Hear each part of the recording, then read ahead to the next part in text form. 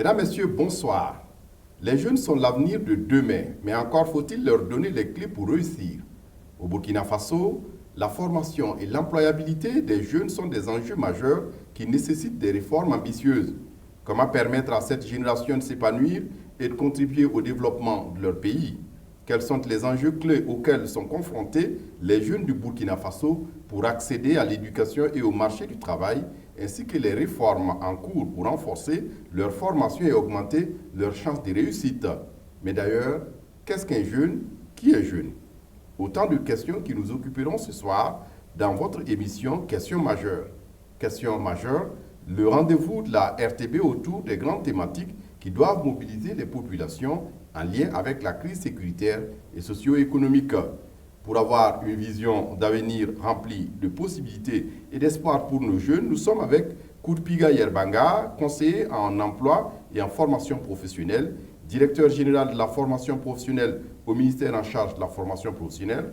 Bonsoir, messieurs. Bonsoir. Et merci de venir nous aider à comprendre le sujet qui nous occupe ce soir. Nous sommes également avec Mahamourou Zan, conseiller de jeunesse et d'éducation permanente, secrétaire permanent de Youth Connect Burkina Faso au ministère en charge de la jeunesse. Bonsoir, messieurs.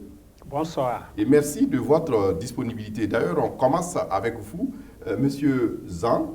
Et il se trouve qu'on va d'abord aller à des questions de clarification notionnelle. Et quand on parle, par exemple, de jeune, qu'est-ce qu'un jeune? Merci, M. Kindo. Je pense que la notion de jeunesse est une notion assez complexe parce qu'il y a plusieurs dimensions en fait sous lesquelles il faut faire donc cette approche définitionnelle.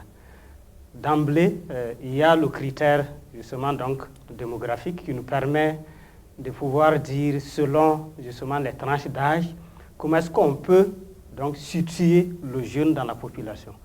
Et de ce point de vue-là, donc, on considère au Burkina que les personnes qui sont jeunes sont celles qui ont l'âge compris entre 15 et 35 ans. Et cette définition est, j'allais dire, inspirée de la définition que la CEDEAO a arrêtée. Et c'est la même définition donc, que la Charte africaine de la jeunesse donc, a opté. Et le Burkina donc, est inscrit dans cette dynamique-là. Mais il faut aussi signaler que quand on parle de jeunes, il faut voir aussi la dimension psychologique, puisqu'on peut se considérer jeune sans être justement dans cette tranche d'âge-là, jusqu'à 77 ans, comme on le dit souvent. Mais au-delà de ça, il y a aussi des considérations d'ordre social.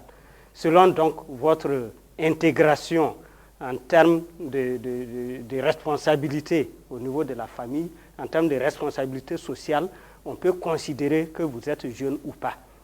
C'est pourquoi d'ailleurs, donc, quand vous regardez un peu l'approche donc, du jeune au niveau des acteurs politiques, vous allez vous rendre compte qu'ils ne sont pas forcément donc, focalisés sur ces critères d'âge. Mais d'un point de vue administratif, institutionnel, ce qui est adopté au Burkina Faso, le jeune, c'est celui-là qui a l'âge compris entre 15 et 35 ans. Et nous allons considérer cette définition dans le cadre de nos entretiens de ce soir. Et toujours avec vous, et quand on parle d'employabilité des jeunes, à quoi cela renvoie? Oui, la notion d'employabilité aussi peut être abordée sur deux angles. Il y a d'abord l'angle individuel, ce qui concerne donc la personne qui est dans cette situation de vouloir accéder à un emploi, soit se maintenir ou soit aller dans des perspectives en fait, de changement. Et il se trouve justement donc pour dire que vous êtes employable, ça suppose que vous avez un certain nombre de compétences d'ordre spécifique. Donc en termes de savoir, en termes donc de savoir-faire, en termes d'expertise. Mais il y a aussi donc des compétences d'ordre général dont on a besoin, telles que justement donc, les aspects relationnels, donc d'intégration sociale, d'appartenance à des réseaux. Et tout ça contribue justement donc à rendre quelqu'un employable, c'est-à-dire à faciliter donc ses possibilités, ses probabilités donc à obtenir un emploi, à se maintenir aussi donc dans l'emploi, mais surtout à aussi s'inscrire dans une perspective d'évolution, dans une perspective de changement, donc si cela s'avère nécessaire. Et est-ce que c'est lié à l'âge, comme vous l'avez dit dans le cas du jeune? Non, pas forcément. L'employabilité n'est pas une question qui est forcément liée à l'âge. C'est pourquoi, au niveau par exemple de l'administration publique et même dans le secteur privé, vous pouvez avoir des employés qui sont assez avancés en âge, qui ont des difficultés aujourd'hui d'adaptation aux outils donc, numériques informatiques. Ça pose un problème justement d'employabilité. Or, les entreprises, qu'elles soient privées ou publiques, ont besoin justement donc d'avoir des ressources humaines qui soient proactives, qui soient flexibles, qui puissent s'adapter justement donc à l'évolution du temps pour pouvoir rendre donc le service ou en tout cas l'entreprise productive et compétitive. Et si ce n'est pas donc lié à l'âge, qu'est-ce qu'on appelle emploi des jeunes? Justement donc, nous pouvons rapporter justement donc toute cette approche-là à notre cible jeune. Et l'emploi des jeunes donc va nous ramener à la situation de quelqu'un qui exerce donc, une activité qui lui permet justement donc d'avoir un revenu. Un revenu pour assurer justement donc ses charges, pour lui permettre justement donc d'assurer une certaine autonomie. Et c'est pourquoi donc on va aller un peu plus loin donc, pour chercher donc à qualifier l'emploi donc de productif ou pas, de compétitif donc ou pas. Alors, on aura compris, M. Zan, l'emploi des jeunes, de quoi il s'agit, mais sur la question de la formation, M. Yerbanga, est-ce que ça suppose l'acquisition des connaissances ou encore des savoirs et des savoir-faire? Ok. Dans un processus de formation, tout dépend de l'objectif qui est recherché. Il y a des formations qui peuvent se limiter à l'acquisition du savoir. Mais il y a de ces formations qui peuvent regrouper les trois entités, à savoir, le savoir-faire et le savoir-être, qui relève justement du comportemental. Oui, et il y a la formation, il y a aussi la formation professionnelle, il y a la formation technique. Quelle est la nuance entre formation professionnelle technique et qu'est-ce qu'est la formation professionnelle? Ok. Pour ce qui concerne la formation professionnelle, il y a la loi d'orientation de l'éducation de 2007 qui définit la formation professionnelle comme étant toute activité visant à assurer l'acquisition des connaissances, de qualifications, d'aptitudes nécessaires pour exercer une activité ou une fonction avec compétence et efficacité. Donc, ce qu'il faut retenir en matière de formation professionnelle, c'est qu'on acquiert des savoirs, des savoir-faire et savoir-être en vue d'exercer un métier. Et est-ce que ça se passe dans une école ou entre quatre murs, intramuros ou extramuros? Comment ça se passe? La formation professionnelle peut se faire dans un centre de formation professionnelle, ça peut se faire dans une entreprise, ça peut se faire justement dans tout autre, en tout cas, établissement de formation. Et ce qui est différent de la formation technique? Pour ce qui concerne la formation technique, l'objectif qui est recherché, c'est l'acquisition de connaissances techniques en vue justement d'acquérir des savoirs et savoir-faire pour poursuivre vraiment des études supérieures, toujours dans le domaine justement de la technique. Oui, et quand vous parlez de formation professionnelle, elle est essentielle pour l'insertion professionnelle. Oui, la formation professionnelle est essentielle pour l'insertion professionnelle, en ce sens qu'elle permet à l'individu de réunir un certain nombre de compétences techniques et professionnelles et immédiatement, il peut exercer l'activité professionnelle et satisfaire à la demande économique et sociale. Et quelle est l'insertion professionnelle alors? C'est quoi l'insertion professionnelle? Il faut noter que l'insertion professionnelle, c'est un processus qui consiste justement à aider un individu qui a fini sa formation dans un centre de formation à pouvoir se positionner sur le marché du travail. En plus des connaissances techniques, ce dernier aura nécessairement besoin d'autres types d'accompagnement, à savoir comment faire les techniques de recherche d'emploi, la formation en entrepreneuriat, et puis aussi l'appui à travers justement tout ce qui est outils nécessaires pour qu'ils puissent maintenant se positionner sur le marché du travail. Et lorsque le processus prend fin, l'insertion aussi prend fin et on est maintenant en emploi. Et on va comprendre tout cela dans le corps du développement qui va suivre. Monsieur Yerbanga, de façon générale, qu'est-ce qu'on peut dire de la situation de la jeunesse au Burkina Faso sur le plan socio-économique? Ok, merci. Au Burkina Faso, il faut dire que les jeunes sont majoritaires du point de vue numérique. Maintenant, pour ce qui concerne la situation au plan économique, en tout cas, beaucoup d'études ont montré que les jeunes ont des revenus relativement faibles, compte tenu du fait que beaucoup n'arrivent pas à avoir vraiment un emploi à temps. Le taux de chômage chez les jeunes est relativement élevé, de l'ordre de 9,3%. Ensuite, il faut dire que sur le marché du travail, les jeunes sont confrontés à d'énormes difficultés liées au fait qu'ils n'ont pas toujours les compétences techniques pour exercer un métier. Et également, il manque justement d'expérience pour se faire accepter facilement par les employeurs. Oui, monsieur Mamourou Zan, à Youth Connect, la question vous intéresse de savoir la situation aujourd'hui de la jeunesse burkinabé en matière socio-économique. Est-ce qu'elle est bien lotie, elle n'est pas bien lotie? Monsieur Herbanga l'a dit, il y a une question de chômage qui se pose. Et vous, comment vous appréhendez la question? Quand on parle de la situation socio-économique des jeunes, c'est d'abord regarder en fait, j'allais dire, leur proportion dans la population donc, globale du Burkina Faso. Et à partir de cette proportion, ça fait appel à un certain nombre de défis. Et comment est-ce qu'on apporte donc des réponses à ces défis? Et qu'est-ce qui fait justement donc que les jeunes ne sont pas aujourd'hui dans des situations désirées, donc en tout cas pour leur majorité, et pour pouvoir j'allais dire, bien apprécier donc ces situations-là. Mais déjà, ce que M. Yarbanga dit, c'est tout à fait ça la réalité, c'est que vous avez une situation socio-économique très difficile, puisque en milieu rural particulièrement, parce que c'est vrai, on a eu beaucoup tendance à nous occuper principalement donc, des jeunes qui sont en milieu urbain et ceux qui sont donc dans les dispositifs donc, de formation.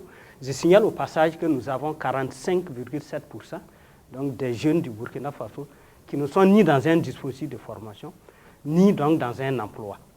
Donc vous voyez, toute cette masse-là, en fait, pose à nous, en tout cas, un problème, donc, parce qu'il y a beaucoup de défis qu'il faut pouvoir relever pour leur permettre justement donc, d'accéder justement donc, au savoir-faire, donc aux compétences pour assurer, faciliter donc, leur insertion socio-économique, non seulement, mais aussi donc, de pouvoir les mettre donc, à contribution pour aider à relever donc, l'ensemble des défis qui se posent donc, à la nation.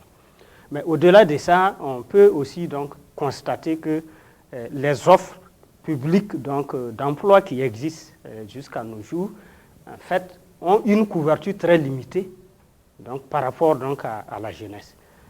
Puisque quand vous prenez le ministère donc, en charge de l'emploi, qui a les prérogatives donc, publiques donc, pour gérer cette question, à le niveau le plus déconcentré qui se retrouve au niveau provincial. Et il y a d'autres données, donc, notamment du RGPH donc, 2019, le recensement donc, de la population, donc, qui nous révèle que nous avons donc, une très grande proportion donc, des jeunes qui sont en milieu rural. Sur une échelle donc, de 10, tout à fait. Donc, nous sommes autour donc, de 68% donc, de ces jeunes qui sont en milieu rural. Donc sur une échelle de 10, peut-être oui, tout à fait. Et finalement, puisque les offres ne sont pas donc proches de ces jeunes, ils ne sont pas dans les dispositifs de formation, donc, ni en tout cas d'emploi. Finalement, qu'est-ce que ça donne? Ça nous interpelle parce qu'il n'y a pas de perspective donc, suffisante donc, pour ce groupe-ci particulièrement. Et je pense que, Dieu merci, en tout cas le nouveau contexte donc, nous a amené à comprendre davantage que nous avons tous intérêt à nous occuper de cette cible-là et de façon très urgente parce qu'aujourd'hui, on a vu avec le développement donc, du phénomène terroriste, on peut constater qu'effectivement, l'enrôlement se fait essentiellement donc, à partir de ces groupes qui sont rendus vulnérables parce qu'ils n'accèdent pas justement aux offres publiques d'emploi.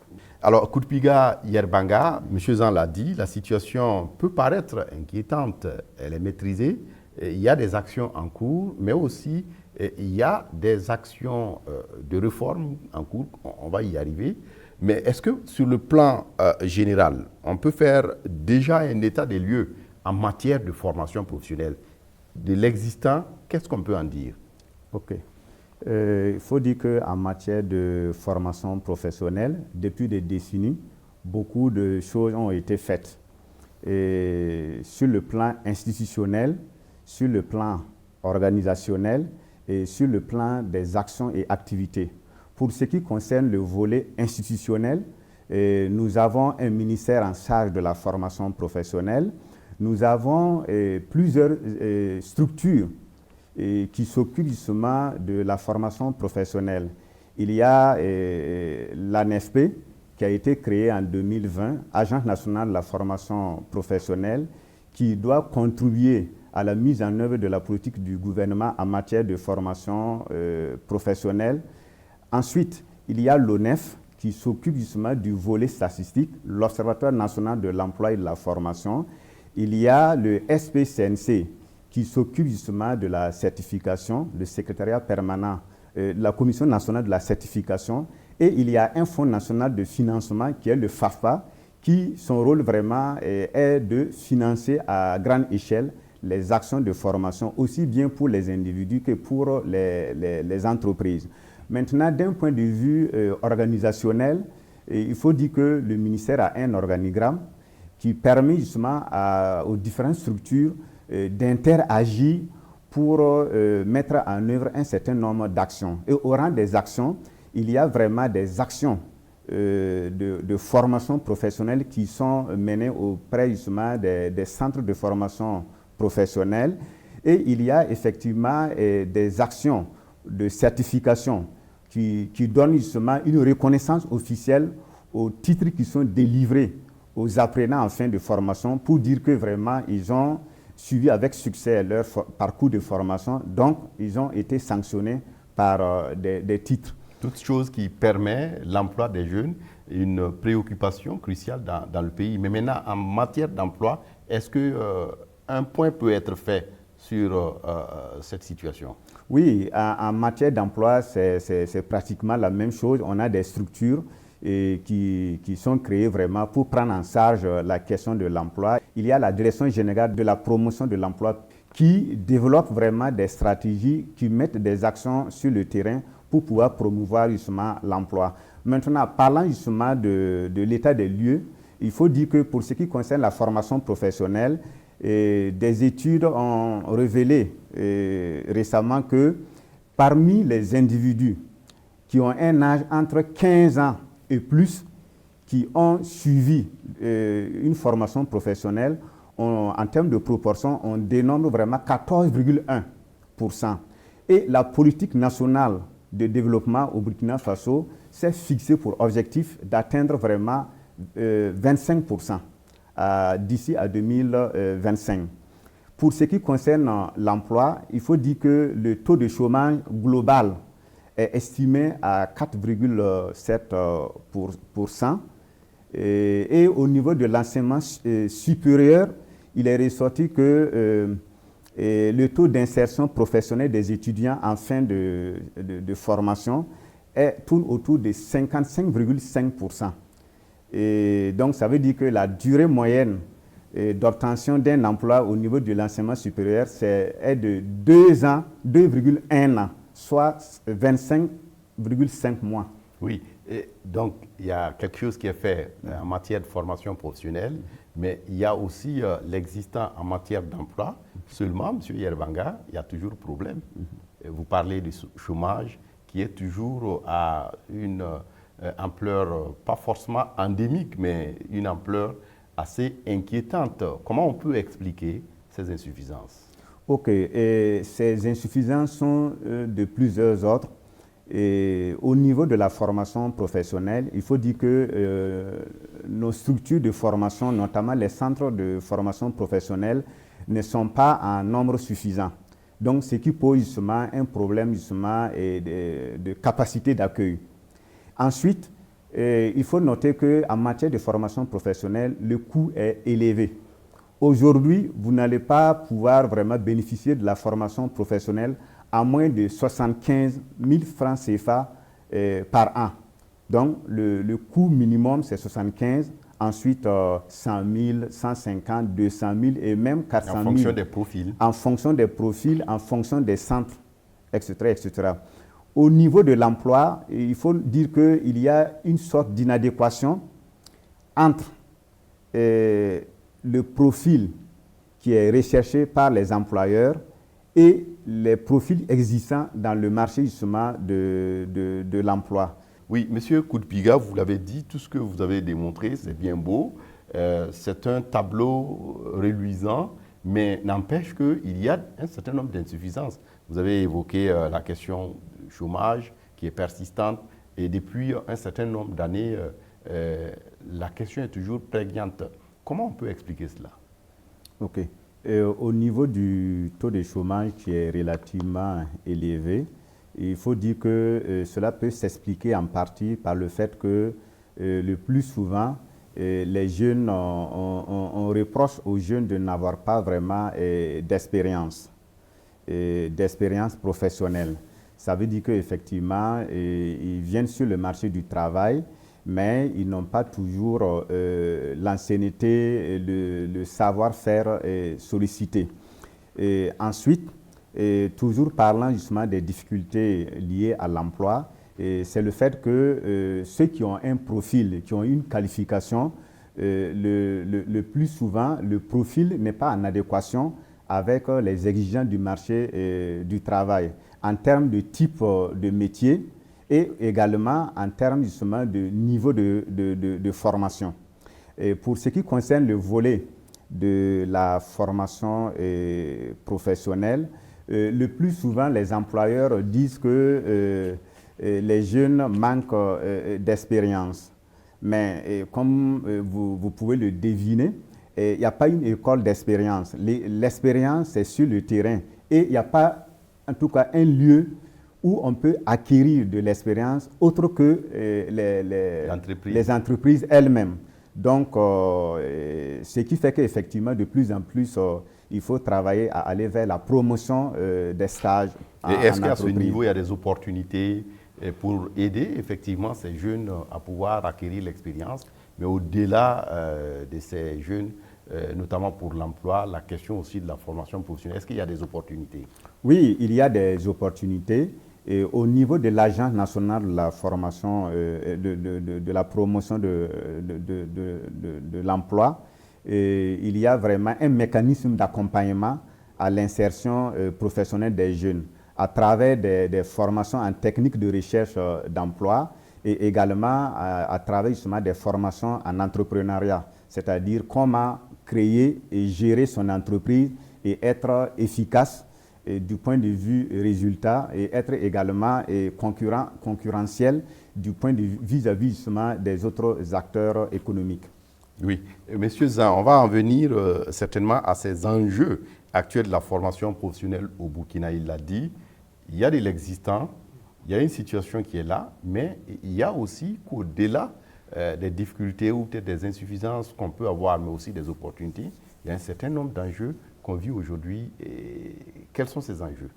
Oui, disons qu'en termes d'enjeux, comme je l'ai dit tout à l'heure, la question, le contexte en fait sécuritaire nous appelle justement en fait à une meilleure prise en charge des jeunes, de telle sorte à permettre donc, en tout cas à la plupart d'entre eux, d'accéder à des compétences qui vont faciliter justement dans leur insertion socio-économique d'une part, mais aussi de faire en sorte que le milieu du travail lui-même aussi puisse offrir de meilleures possibilités, donc de meilleures perspectives aux jeunes.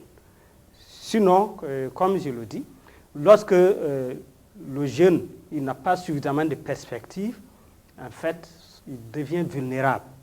Et lorsqu'il devient vulnérable, il peut être justement donc à la merci donc vraiment de tout le monde.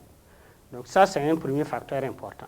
Mais d'un point de vue aussi politique, je pense que c'est tout à fait naturel qu'il y ait suffisamment d'investissement de telle sorte à ce que cet objectif de rendre chaque jeune compétent, productif et compétitif sur le marché du travail le permettre justement donc de comprendre qu'en fait, la nation fait quelque chose pour lui, pour lui permettre justement donc de pouvoir s'épanouir, de pouvoir donc aller vers donc son autonomie.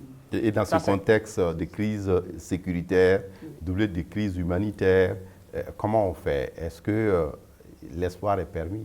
Oui, l'espoir est permis parce que je pense que nous avons même été interpellés, nous-mêmes en tant que sectoriels, au regard donc du contexte où la rareté des ressources donc s'est posée avec acuité, puisque la priorité donc ayant changé, nous avons compris que nous pouvons en fait nous réorganiser et agir autrement pour pouvoir donc atteindre ces objectifs-là. Donc je pense que c'est important, c'est pourquoi j'insiste donc sur ces deux aspects en termes d'enjeux, l'enjeu au plan politique. Au plan politique, je prends pour exemple la sortie donc du président de la transition, donc son Excellence, le chef de l'État, à l'université donc Joseph-Kizerbo, où il a effectivement donc attiré l'attention donc sur les ministères chargés donc des questions de l'éducation et de l'emploi, sur la nécessité justement donc d'aller vers la professionnalisation. Et tout de suite donc cette impulsion politique là a interpellé tous les acteurs donc qui sont dans ces secteurs là. Et très rapidement donc pour ce qui nous concerne, donc le ministre en tête donc a diligenté donc une réflexion dans le sens donc de voir comment est-ce qu'on peut faciliter donc les interventions du ministère pour être le plus proche possible donc de ces cibles-là. Donc comment être pragmatique? Très pragmatique, donc il faut être très proche donc des cibles universitaires en allant donc aux universités, puisque le dispositif existe déjà. Donc à travers donc, la création d'espaces emploi, donc sous le leadership de l'Agence nationale donc, pour la formation. Et le deuxième volet, j'ai insisté également donc, sur la proportion, l'importance donc, de la jeunesse rurale, qui nous a suffisamment interpellés au regard aussi du contexte. Donc il s'agit donc là de regarder nos dispositifs donc, institutionnels déjà existants pour voir quel complément donc, on apporte pour être le plus proche de chaque jeune. À défaut donc d'être dans chaque village, comment est-ce qu'on peut faire pour que le ministère puisse aujourd'hui avoir un répondant dans chaque commune? Et nous pensons qu'il faut relever ce défi le plus vite possible pour que le bon message puisse parvenir aux jeunes. De sorte à ce que le jeune rural ne se sente pas en dehors de la République. Tout à fait.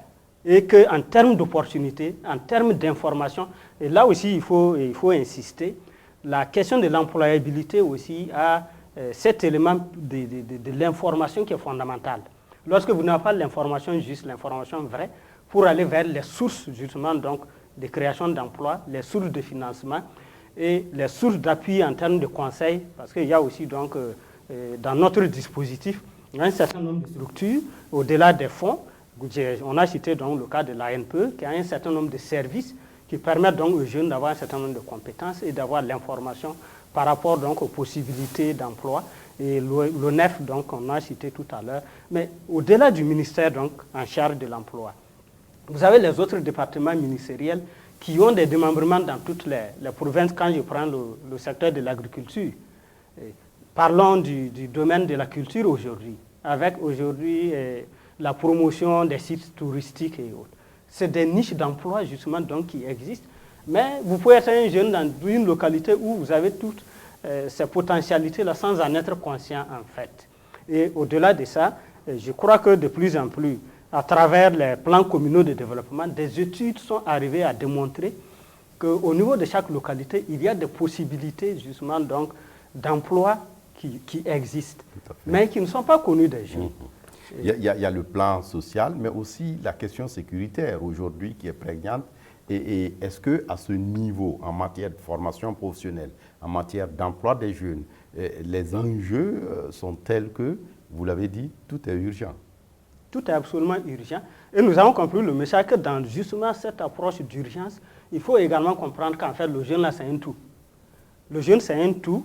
Et si vous n'avez pas donc l'approche qui vous permet d'être en complicité de façon positive avec lui, de le comprendre dans ses craintes, dans ses aspirations pour pouvoir l'orienter, il est difficile justement donc qu'il puisse trouver le chemin donc pour aller vers son autonomie.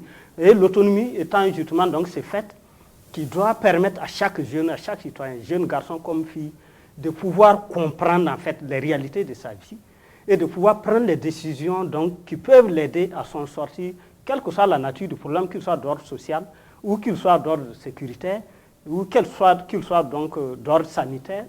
Parce que le jeune, c'est aussi un peu ce carrefour donc, de problèmes, des problèmes qui sont souvent insinués, souvent discrets.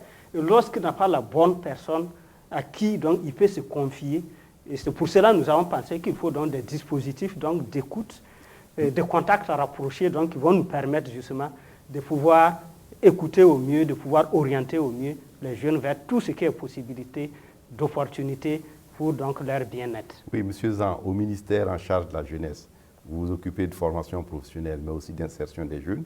Comment vous arrivez à allier compétences et innovations techniques et professionnelles du métier au regard de l'évolution du marché? Vous l'avez dit, il y a des enjeux, mais ces enjeux doivent être adossés à des innovations, à la capacité de pouvoir innover et d'inventer l'avenir. Oui, innover et inventer l'avenir, c'est ce que je suis en train d'expliquer. Nous avons plusieurs façons de voir les choses. Déjà, le DGFE parlait tout à l'heure du dispositif de formation professionnelle. Au niveau justement donc, de ces dispositifs, nous avons des centres de formation professionnelle d'un certain niveau, tels que donc, le centre de référents des Ignaris, ou le centre de formation industrielle qui est à Bobo, ou le centre d'évaluation et de formation professionnelle de Ouagadougou, qui sont en fait à des niveaux d'ingénierie. Mais au-delà de ça, puisque tout le monde ne peut pas accéder, parce qu'il y a des exigences aussi, de telle sorte que tout le monde ne peut pas accéder justement à ce type d'offres-là. Mais naturellement, pour généraliser, donc, il y a des centres de niveau plus bas qui peuvent être déployés jusqu'au niveau province, voire commune. Et c'est pourquoi nous disons qu'il y a un regard qu'il faut avoir à l'endroit aussi des collectivités territoriales. Parce que croire qu'on peut tout faire en tant qu'État aussi, c'est se tromper. Les collectivités territoriales ont aujourd'hui en fait la responsabilité de développer les approches des initiatives de promotion des jeunes, de promotion de l'emploi, mais aussi de promotion de la formation professionnelle. Donc des approches de proximité. De proximité, puisque dans le cadre de la décentralisation, les compétences leur ont été transférées dans ces matières précises-là. Donc il appartient à nous en tant que ministère d'aller auprès d'eux, de les conseiller, de les orienter, de les aider à pouvoir aller de façon plus efficace à la prise en charge justement de ces compétences-là au niveau local. Oui, vous avez parlé des questions de politique, mais on le sait, il y a aussi des limites objectives, notamment en ce qui concerne ces politiques publiques en matière de promotion socio-économique des jeunes. Est-ce qu'on peut en parler? Avant, certainement, de donner la parole à M. Yerbanga sur la question de la vision même du ministère en charge de la jeunesse et de l'emploi par rapport à toutes ces questions. Mais d'abord, sur les limites de des politiques publiques implémentées aujourd'hui. Oui, on peut dire qu'en termes de limites, il y a d'abord une faible synergie, parce que quand on dit politique publique, ça va faire appel à tout ce qui est projet et programme, tout ce qui est stratégie. Mais quand vous regardez les stratégies, en général, elles sont à l'échelle des ministères, donc l'échelle ministérielle. Or, aujourd'hui, les questions de jeunesse sont transversales. Donc, il va falloir justement que nous puissions nous mettre dans une synergie. Comment est-ce que je parle tout à l'heure de cette dynamique de référent opportunité insertion que nous sommes en train d'implémenter au niveau commune, est-ce qu'on peut justement agir au niveau commune sans nous intéresser aux questions agricoles ou aux questions en lien avec l'élevage? Parce que c'est les activités dominantes en milieu rural. Donc là, la question justement de la synergie est ressortie dans plusieurs études comme étant justement une des limites.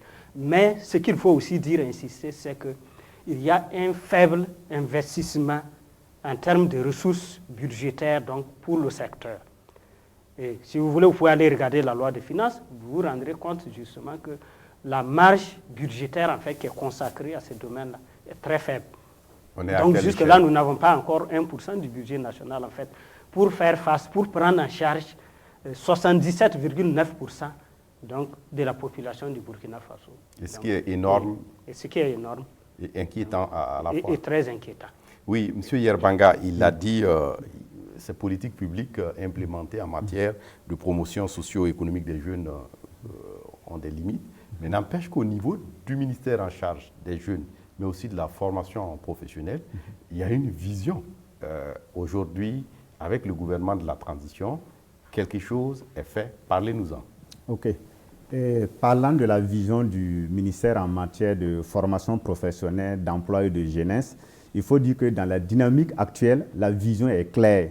Il faut une approche intégrée de tout ce que nous faisons, de telle sorte que les programmes en charge de formation professionnelle doivent être en corrélation avec les programmes en charge de l'emploi. Et tout cela doit être pensé dès la conception des projets et programmes, de telle sorte qu'on puisse disposer d'une masse critique de jeunes techniquement compétents en mesure de se retrouver sur le marché du travail et rapidement être en tout cas embauché par les entreprises ou bien créer son propre entreprise.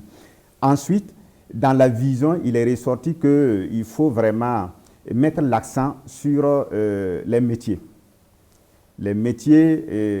agricoles, les métiers de l'artisanat, mais également les métiers émergents tels que l'énergie renouvelable, tels que le domaine justement de l'informatique, la digitalisation, etc., etc.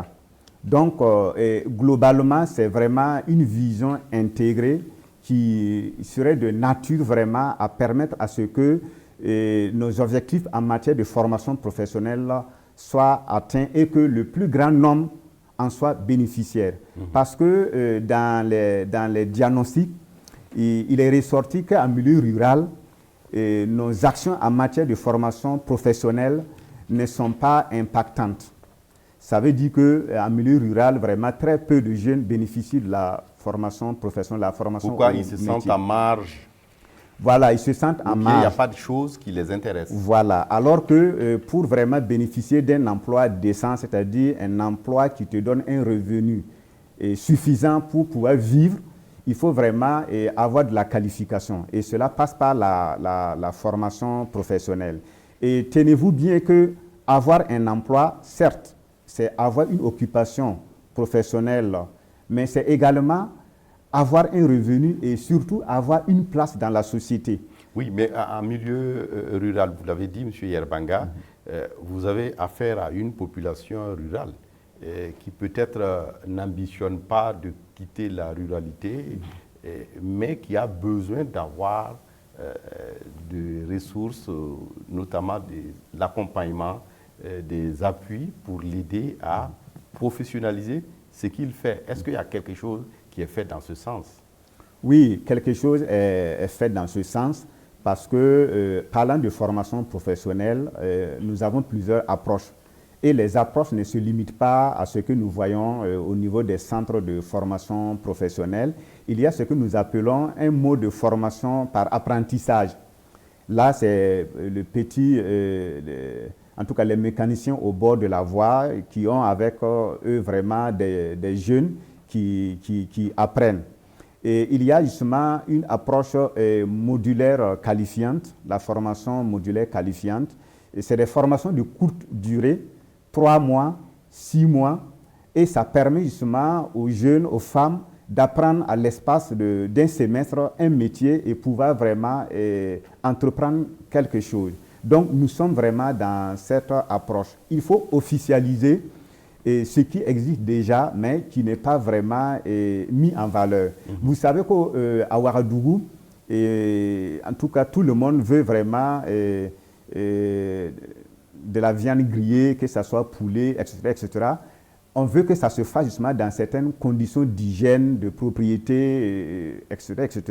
Mais au niveau des centres de formation professionnelle, vous n'avez pas un centre qui forme vraiment dans ce domaine. Donc, créer des opportunités pour pouvoir prendre en charge ces besoins. Monsieur Zan, toujours par rapport à cette question de vision du ministère, d'aller vers une sorte de professionnalisation, mais également d'appui de ces jeunes pour les emplois.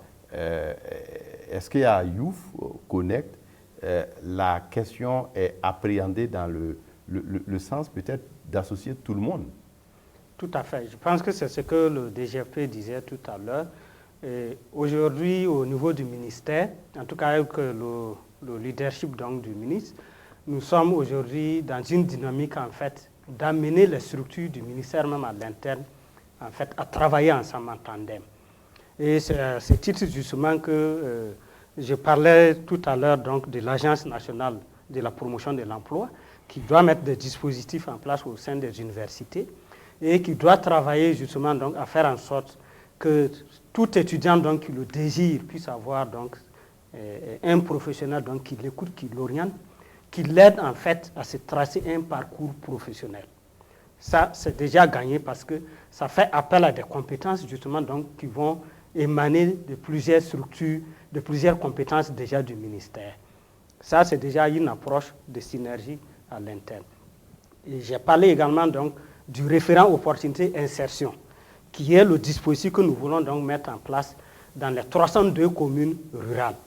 Et ça, c'est une des innovations aussi, qui va nous amener aussi à ce que, avec la commune, on puisse avoir justement ces répondants qui travaillent pour le compte de l'ensemble des structures du ministère, puisque le ministère donc, a plusieurs domaines d'intervention, a plusieurs spécialités, et il faut justement donc, que nous puissions trouver ces répondants à l'échelle communale, puisque toutes les structures du ministère ne peuvent pas être donc, en commune. Oui, on va y arriver, surtout que je sais qu'au niveau du ministère, vous avez un premier responsable qui est au fait de ces questions de formation professionnelle.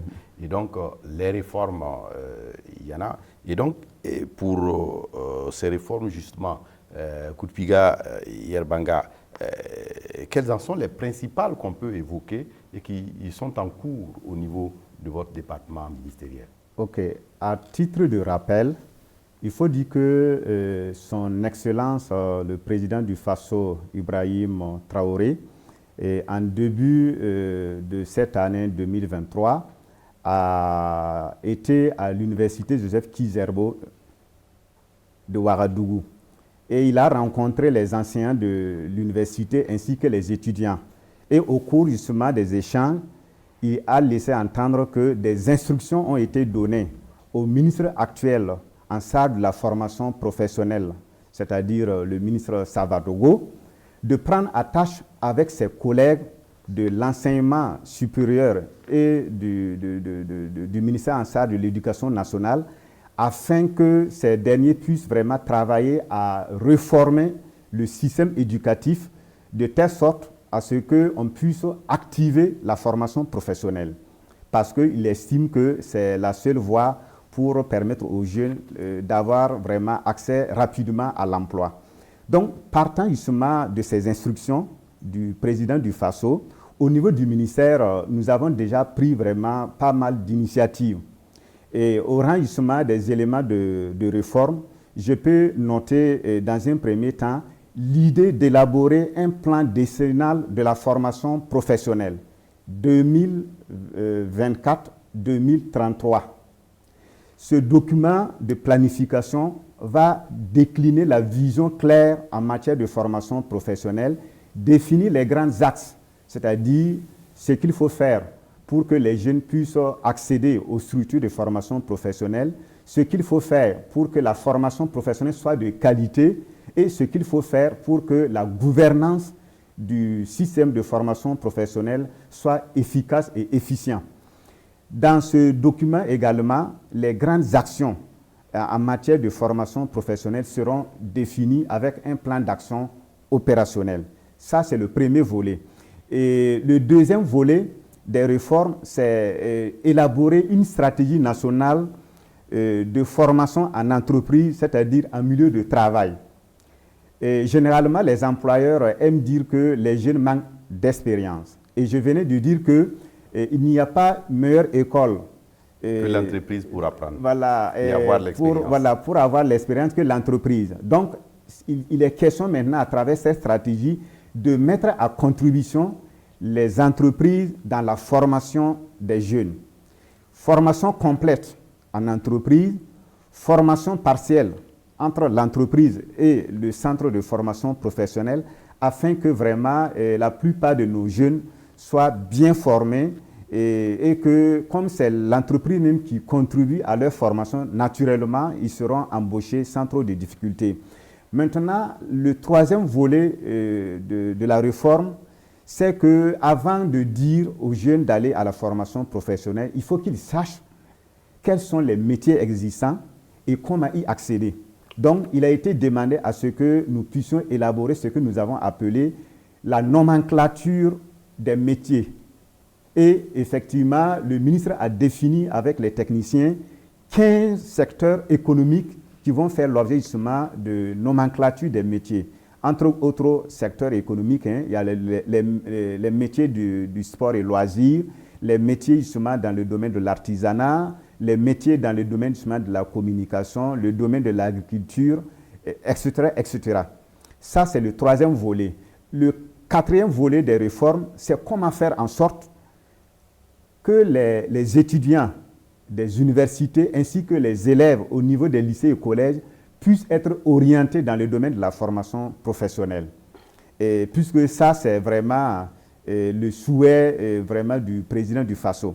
À ce niveau aussi, le ministre doit prendre attache avec ses collègues afin qu'on puisse vraiment tracer les sillons. Mais d'ores et déjà, il faut noter que les étudiants comme les élèves sont prêts à aller à la formation professionnelle, mais à condition qu'on puisse garantir un certain nombre de choses. D'abord, que les conditions d'accès aux structures de formation soient souples. Ensuite, qu'on puisse garantir le fait qu'après la formation, ils auront droit à l'insertion. Et également, qu'on puisse leur permettre, après avoir bénéficié d'une formation dans un métier donné, c'est-à-dire en coupe-couture, en électricité, en informatique, et après avoir exercé le dit métier pendant un certain nombre d'années, qu'on puisse trouver des passerelles pour leur permettre de poursuivre les études supérieures. Oui. On aime dire qu'en Suisse, que 2/3 de la jeunesse s'intéresse à la formation professionnelle. Mais ce qu'on oublie de dire, c'est qu'en réalité, il y a un dispositif de passerelle qui permet justement à l'étudiant, après avoir fini justement sa formation, il peut exercer 2 ans et après poursuivre vraiment ses études pour devenir ingénieur, pour devenir docteur. Et en ce moment, même s'il ne va pas revenir pour exercer le métier, il peut être entrepreneur dans le secteur d'activité et cela est intéressant. Oui, monsieur Zan, il y a également, on est pris un peu par le temps, des réformes envisagées en matière d'accompagnement et d'insertion socio-professionnelle des jeunes. Et quelles sont ces réformes? Oui, justement, en complément à ce que M. Yarbanga a évoqué tout à l'heure, sous le leadership en tout cas du ministre, nous avons estimé que c'était bon aussi, au-delà donc du dispositif des référents opportunités insertion que j'ai évoqué tout à l'heure, nous avons aussi pensé qu'il était opportun donc d'appuyer davantage, de passer à l'échelle avec notre dispositif de mobilisation des jeunes pour le volontariat. Parce que nous sommes dans un contexte justement qui est venu encore davantage aiguiser notre conscience patriotique. Et que de ce point de vue-là, pour nous, c'est même une opportunité donc, que nous entendons saisir pour davantage donner en tout cas plus de vigueur, plus de possibilités à notre programme national de volontariat de pouvoir mobiliser. On s'est fixé en tout cas un objectif à atteindre. Pour les 3 prochaines années, nous entendons mobiliser autour donc, de 100 000 volontaires nationaux donc, qui vont pouvoir contribuer dans plusieurs donc, domaines de développement du pays. Donc, à titre d'exemple, nous sommes actuellement donc, sur un projet avec le ministère de la Santé. C'est là que ça devient aussi intéressant parce que nous sommes dans une dynamique de plus en plus de nous ouvrir vers donc, les autres secteurs d'activité. Comme je l'ai dit tout à l'heure, donc, le domaine de la jeunesse étant transversal, donc, nous allons mobiliser au cours de ce mois-là donc, autour de 15 000 volontaires donc, nationaux, donc des volontaires communautaires. Là encore, donc, l'idée d'aller jusqu'à la base reste encore donc, vraiment notre fil conducteur pour être le plus proche possible donc, des jeunes. Est-ce que quelque chose n'est pas fait pour les jeunes ruraux? On en a parlé. Est-ce que dans le cadre de ces réformes, il n'y a pas quelque chose qui est fait pour ces jeunes? Oui, c'est ce que je suis en train d'expliquer. En fait, toutes ces perspectives-là donc, avec sont les dédiées. Volontaires, oui, tout à fait. Mais aussi, oui, avec justement donc, les dispositifs d'écoute, donc de proximité, d'orientation, donc d'accompagnement vers tout ce qui est, en tout cas, possibilité pour la prise en charge donc, de leurs préoccupations spécifiques. Et il y a la question aussi de l'ANPE, où on le voit, il faut qu'on le rende davantage opérationnel. Plus opérationnel. Beaucoup plus adapté aux besoins. Tout à fait, parce que justement, donc jusque-là, même quand vous descendez au niveau région, nous n'avons que des bureaux dans les 13 régions. La province ne sait pas de quoi il s'agit quand on parle d'ANPE. Et même donc au niveau des grandes villes, bon, un bureau donc pour une capitale comme Ouagadougou, ce n'est pas suffisant. D'où justement donc l'idée d'aller dans toutes les universités publiques et même privées donc dans la perspective pour justement donc créer ces cadres-là, permettre à l'ANPE de se déployer et d'offrir donc le service de façon quotidienne, comme je l'ai dit, pour prendre en charge justement cette question de l'employabilité qui est fondamentale en fait pour assurer un parcours professionnel qui puisse aboutir en tout cas à une destination qui soit heureuse, qui soit fructueuse et qui soit épanouissante donc pour le jeune. Oui, M. Yerbanga, réaction. Ok, bon, je voulais compléter, parlant de l'ANPE et le Programme national de volontariat du Burkina Faso, en termes justement de réforme. Et pour compléter justement ce qu'il vient de dire, il faut dire que pour ce qui concerne l'ANPE, il est question justement de mettre en place des structures dans nos universités. Ces structures seront chargées de recueillir en tout cas les attentes des étudiants et puis formuler des actions concrètes de prise en charge, ce que nous appelons en tout cas bilan de compétences pour savoir exactement ce que les étudiants veulent et sur cette base, on va les orienter dans les métiers donnés. Pour ce qui concerne le volontariat, il faut dire qu'à ce niveau, l'orientation est claire. Il faut travailler de telle sorte que les volontaires en mission, l'activité qu'il va mener, à la fin de sa mission de volontariat, il puisse l'exercer comme un métier. Quelque chose de définitif. Voilà, quelque chose de définitif. Quelque chose qui puisse, voilà. Et à ce propos, il y a vraiment un certain nombre de métiers qui ont été définis et on aimerait que vraiment toutes les conditions soient réunies afin que les volontaires en fin de mission puissent exercer justement ces métiers-là et puis continuer vraiment à être utiles sur le plan, en tout cas, des activités professionnelles. Employabilité, formation et des jeunes âgés et réforme. On peut en dire beaucoup de choses, mais il y a le temps qui nous est imparti qui est arrivé. Monsieur Zan, à quoi doit-on s'en tenir sur cette thématique majeure qui est la formation, l'employabilité des jeunes, mais aussi des enjeux et des réformes qu'on peut avoir dans le secteur? Oui, ce à quoi il faut s'en tenir, c'est de dire que si nous voulons un Burkina émergent, un Burkina développé, il faut forcément investir dans la jeunesse. Investir dans la jeunesse, investir pour demain. Et je rappelle, vous avez dit en introduction que la jeunesse est l'avenir, mais la jeunesse est surtout le présent. De plus en plus, pour nous, c'est ça en fait. On ne regarde plus devant, mais on regarde déjà à partir d'aujourd'hui quelle contribution déjà la jeunesse peut apporter. Pour qu'elle puisse apporter une contribution suffisante à la hauteur des défis et des enjeux donc, qui sont les nôtres, il faut lui donner vraiment tous les moyens, toutes les compétences possibles, nécessaires, donc, qui vont lui permettre d'assurer non seulement sa propre autonomie, parce que c'est de là qu'est d'abord l'individu, et ensuite donc pour qu'il puisse être au service donc, de la communauté et au service donc, de la nation. Oui, M. Yerbanga. Il faut dire qu'il y a une étude de la Banque mondiale qui a révélé qu'au Burkina Faso, il faudra créer 300 000 emplois supplémentaires chaque année pour faire face aux besoins d'emploi des jeunes.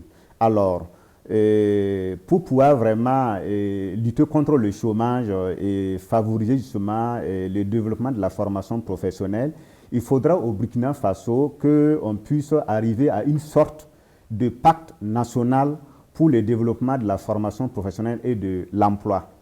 Et également, il faudra accélérer le processus de transfert des ressources financières et humaines dans les collectivités territoriales, parce qu'au niveau des régions et les communes, on doit pouvoir développer vraiment la formation professionnelle et l'emploi au grand bonheur vraiment de la population. Et dans cette dynamique, l'Agence nationale pour l'emploi et l'Agence nationale de la formation professionnelle ont un rôle opérationnel à jouer. Merci à vous deux. Je rappelle que M. Koudbiga Yerbanga, vous êtes conseiller en emploi et en formation professionnelle, directeur général de la formation professionnelle au ministère en charge de la formation professionnelle. Nous étions également avec M. Mamourou Zan, conseiller de jeunesse et d'éducation permanente. Il est également secrétaire permanent de Youth Connect au ministère en charge de la jeunesse. Merci à tous les deux d'être venus nous entretenir sur ce thème important, formation et employabilité des jeunes, enjeux et réformes.